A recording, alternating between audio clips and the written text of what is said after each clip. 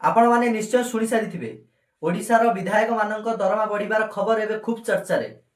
विधायक मान दरमा हठात एमती बढ़े नहीं।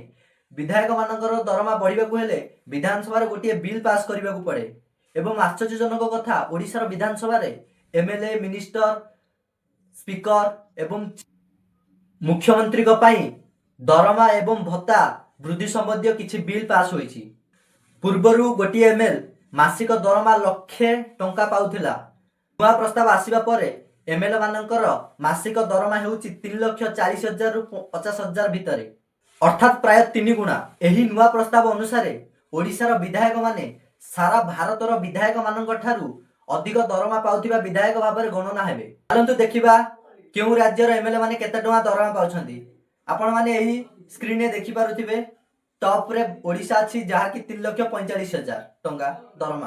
किछि राजनैतिक दल एवं अनुष्ठान जेपरि कि नवनिर्माण युवा छात्र संगठन सरकार को चिठी लिखि देइचंती कि एही बिल उपरे पुनः विचार करा जाऊ।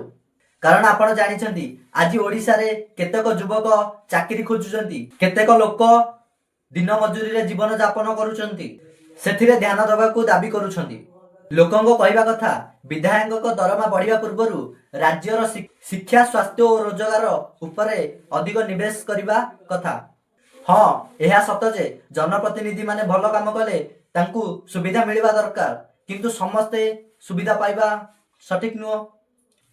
आपण माने तो विधायक मानकर लाइफस्टाइल जानी थिबे।